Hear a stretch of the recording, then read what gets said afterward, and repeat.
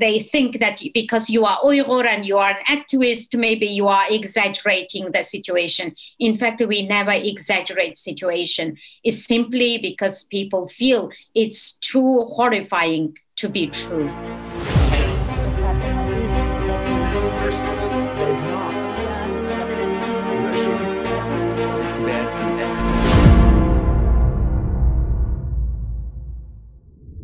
Let me welcome you to the Forum 2000 online debate.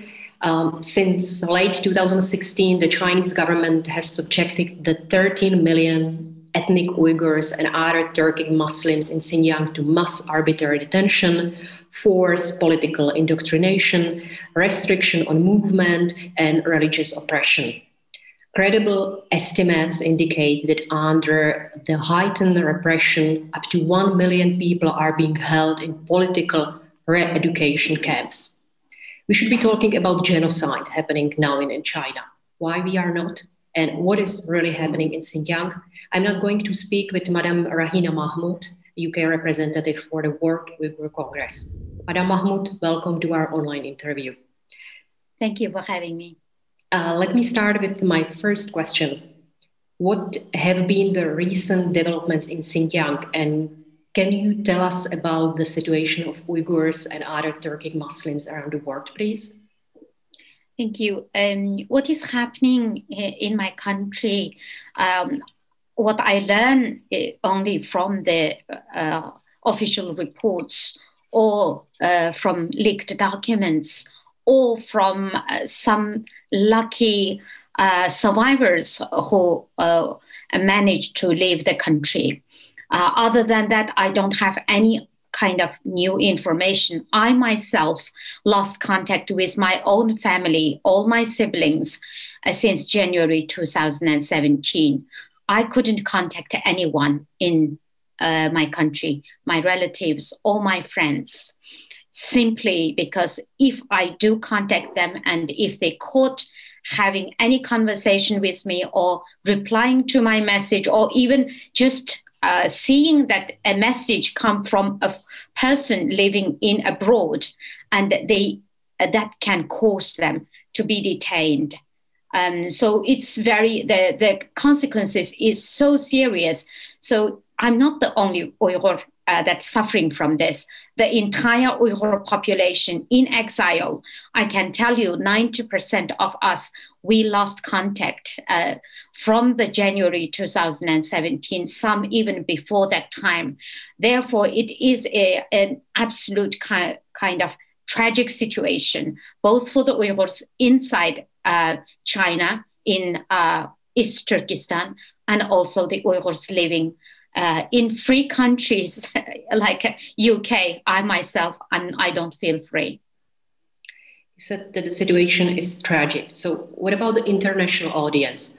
Are they more aware and active than before, especially after the recent investigation, for example, about the forced labor in these re-education camps, or the last Mr. Zen's research confirming forced sterilization of Uyghur women, or the last ASPI, Xinjiang data project?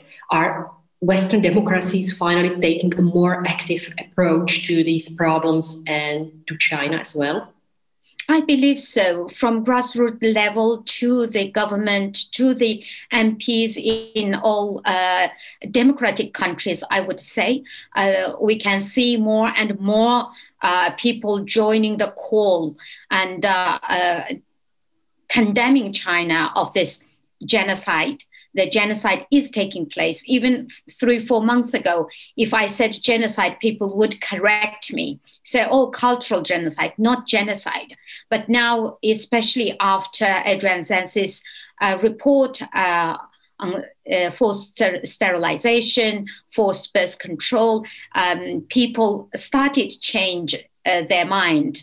And also, because of more information is coming out, especially a report by like renowned independent scholars, that kind of added the value and the credibility to what is happening. Although we know all this situation all along, I mean, from the beginning, but the world sometimes bias that when they think that because you are Uyghur and you are an activist, maybe you are exaggerating the situation. In fact, we never exaggerate situation. It's simply because people feel it's too horrifying to be true.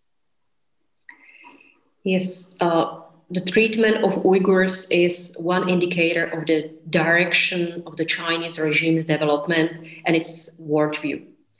What should the governments of democratic nations do to support Uyghurs, both in the PRC and abroad?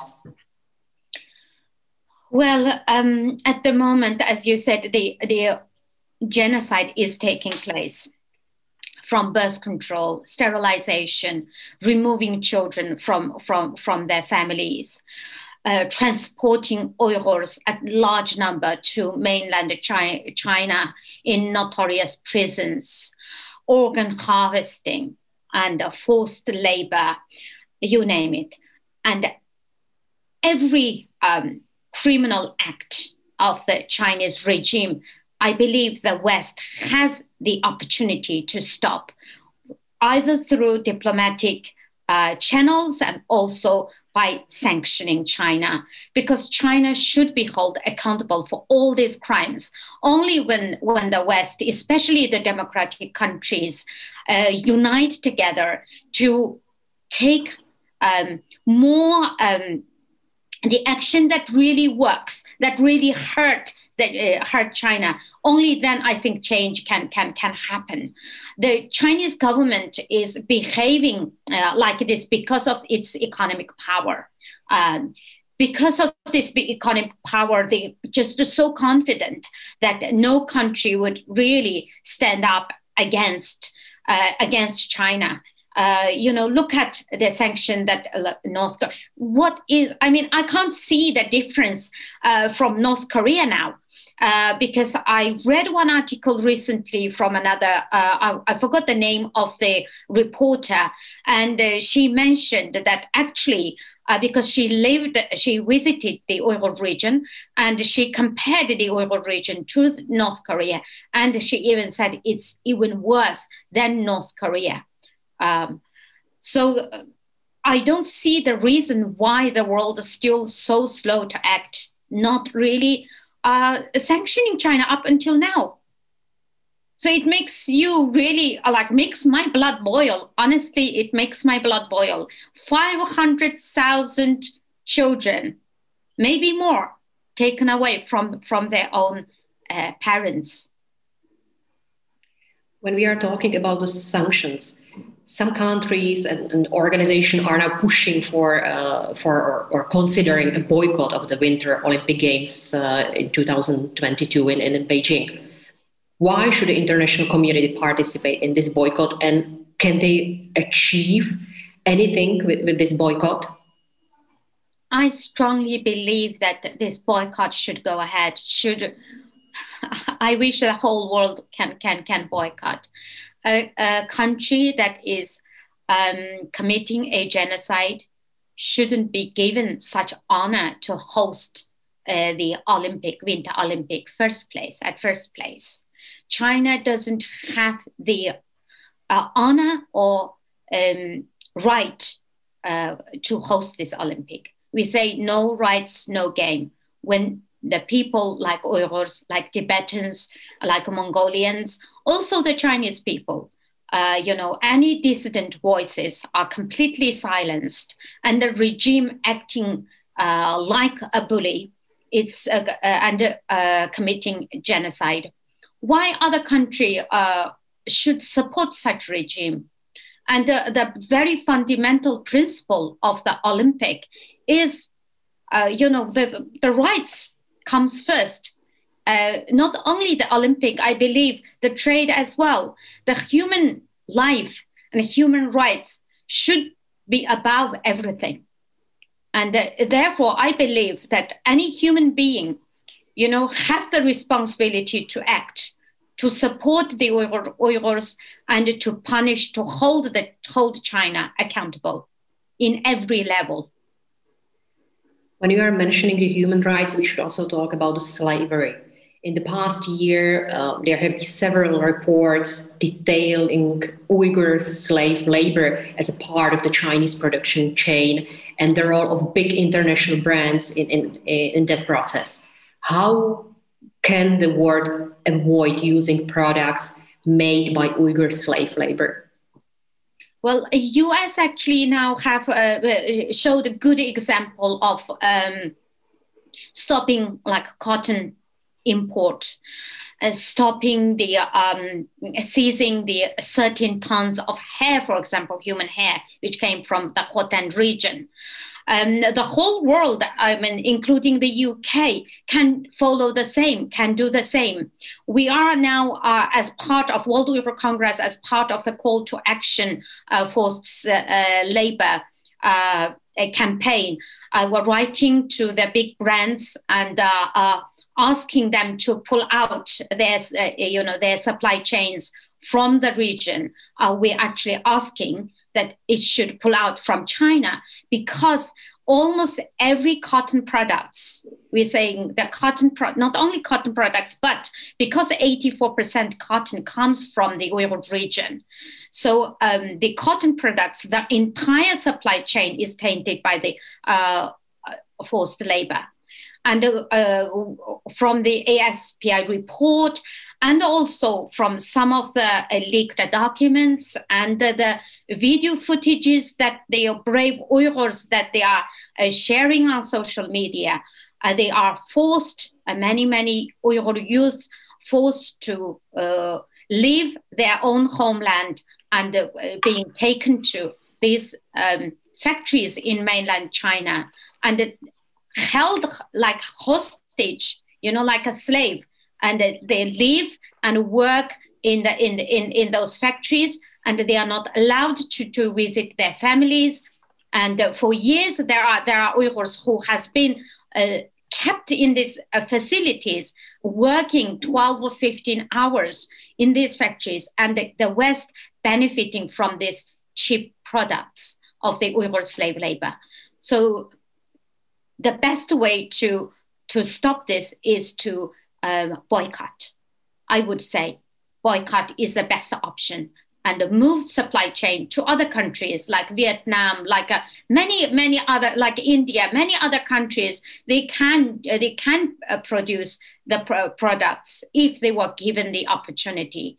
So I think the countries, especially the free countries, they should wake up now and condemn this. The best way to condemn it is to pull out their supply chains out of China and move to a different country. Thank you for the answer. And let me highlight the ASPI, Australian think tank, or ASPI. They are doing a great job. Their last research called Xinjiang Data Project is amazing. So for those who are interested to read more about Xinjiang, I would highly recommend this. But let me maybe finish our interview with the last question, where I would like to ask about the European Union. In the last couple of years, many countries and organizations around the globe have expressed concern about the situation of the Uyghurs. For example, even the European Union and European Union acknowledged this issue by awarding the Sakharov Prize to the political prisoner Ilham Tohti. Is this helping? Is this growing awareness helping the Uyghur community in any productive way, or these are just proclamations? Well, I know, of course, morally, emotionally, in a way, it gives us some kind of hope when we see things are changing, and also especially in the UK Parliament, in the EU, when we see MEP, growing number of MEPs condemning China, supporting the Uyghur struggle, and that do give us hope. But we feel that there is still long way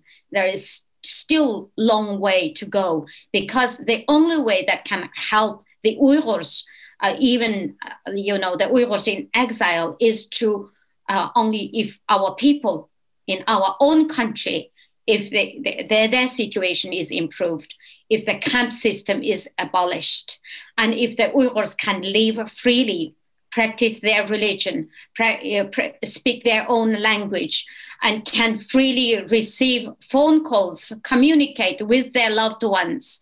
And if they can travel in the country, within the country, without all those police barriers, and then maybe we will say there is an improvement. At the moment, the most desperate thing for us, from my own personal perspective, is when I can speak to my sisters, my brothers, my friends there. This is a very basic rights. This is we thought, I personally at the time thought maybe it will last several months, maybe some kind of crackdown is happening, it may improve. But it has been almost 4 years. 4 years, a long, long time. Just imagine, because of COVID, people couldn't visit their loved ones because of self-isolation.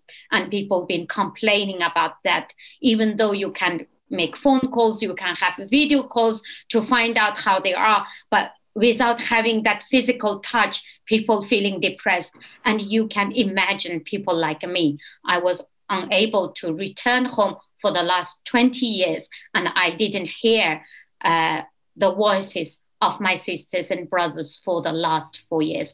I'm not the only person. This is a general situation about the Uyghur people. So only when this situation change, then we will say, yes, our situation has improved. At the moment, yes, I can say I welcome all this development, and I feel that they have a lot to do to improve this. And I believe, people in power has the opportunity to do the right thing to make a difference. Madam Mahmut, thank you very much for such interesting interview. I wish you good luck, and I hope that the situation could improve and change soon. Thank you very much.